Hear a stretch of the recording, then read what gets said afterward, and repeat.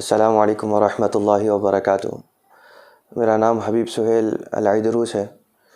मैं इतवार के रोज़ बाद नमाज ज़ोहर अपने दादा की दरगाह ज़ियारत के लिए गया था, ख़ित्ते सालिहीन नामपल्ली।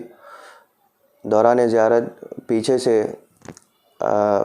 हबीब मोहम्मद नामी एक शख्स जो साकिन फ़तेह दरवाज़ा के साकिन हैं, वो पीछे से दरगाह में आने के अब उनके साथ में 3 से 4 अफराद थे, जिनके नाम भी मैं पुलिस को लिखा चुका हूँ।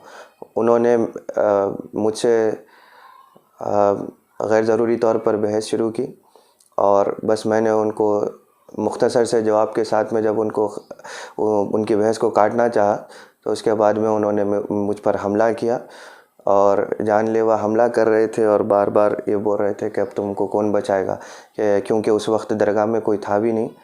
और उन्होंने मौके का फ़ायदा उठाकर मुझ पर ज़ोरदार हमला किया, जिसकी सीसीटीवी फुटेज भी हम कंप्लेन के साथ में पुलिस स्टेशन हबीबनगर में दे चुके हैं।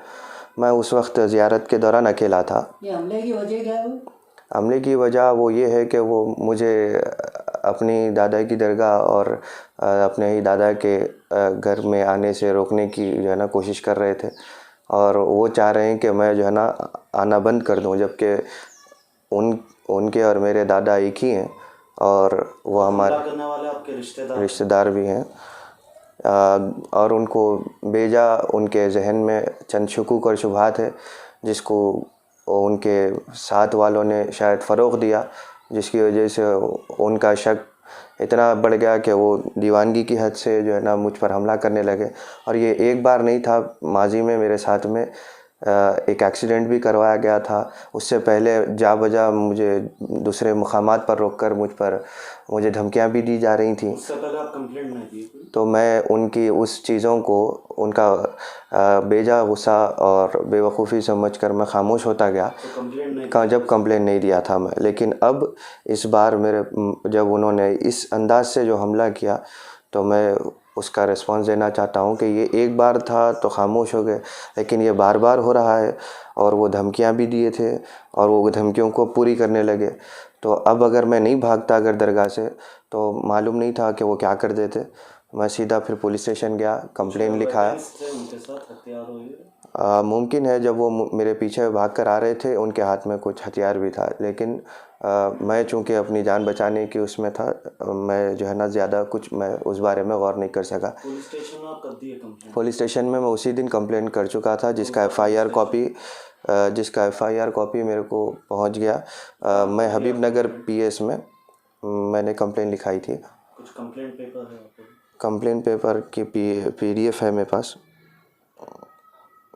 तो ये कंप्लेंट का एफआईआर कॉपी है और साथ में सीसीटीवी फुटेज भी है, जो हम अटैच कर चुके थे सबमिशन के दौरान।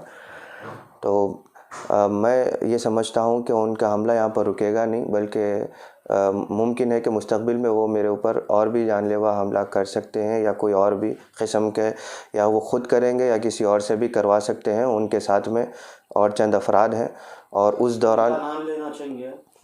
जी, उनका नाम हबीब मोहम्मद है, मैं बता चुका था। उनके साथ वाले और कौन थे? उनके साथ में एक उनका मददगार जो हमेशा उनके पास काम करता है, हुसैन शरीफ नाम का, एक सलीम नाम का, और एक शख्स था नकाबपोश। बाद में मैं मालूमात किया तो मालूम हुआ कि वो सूडान से कोई आया हुआ एक आमिल है। पता नहीं, अल्लाह पता नहीं ये कहाँ रहते हैं। मैं इन तमाम के तो एड्रेस नहीं जानता, क्योंकि मेरे उनसे कोई ताल्लुक़ात नहीं है। अलबत्ता ये लोग अक्सर हबीब मोहम्मद के साथ, पुलिस ने फ़ौरन उस पर एक्शन करते हुए उनको कॉल करी थी। वो आते बोल के बताए थे पुलिस को, लेकिन पुलिस के सामने अपीयर नहीं हुए। और मैं ख़ुद पुलिस स्टेशन में काफ़ी देर तक बैठा हुआ था, क्योंकि वो सब कार्रवाई चल रही थी। और जब तक भी वो अपीयर नहीं हुए और पुलिस एक्शन लेते हुए उनके घर पे जवानों को भेजी थी, और मालूम ये हुआ कि वो लॉक डाल के भागे हुए थे। उसके बाद से पुलिस कल भी गई थी उनके पास में, उनके घर पे कल भी लॉक था। तो वो फ़रार हैं। और हमले में आपको कुछ इंटरनल इंजर्ड हुआ? मेरे को इंटरनल इंजरीज यानी कि जो नहीं दिखाई दे रही वो इंजरीज ज़्यादा हैं।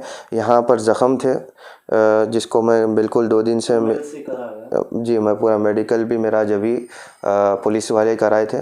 और ये पार्ट पूरा चूँकि असल यहीं से उन्होंने हाथ उठाए थे और घूंसे मारे पेट में, और वीडियो में भी है वो घूंसे पेट में भी मारे, घुटने से मार रहे थे और लिटा के मारने की कोशिश चल रही थी, तो वगैरह वगैरह ये हमला चला। मैं हुकूमत तेलंगाना से दरख्वास्त करना चाह रहा हूँ कि वो मुस्तक़बिल में भी अगर मुझ पर कोई हमला होता है तो वो इससे मेरी मुहाफ़िज़त के लिए सिक्योरिटी फ़राहम करें, क्योंकि मुहाफ़िज़त यकीनन अल्लाह के हाथ है, लेकिन तदबीर हमारा काम है। शुक्रिया।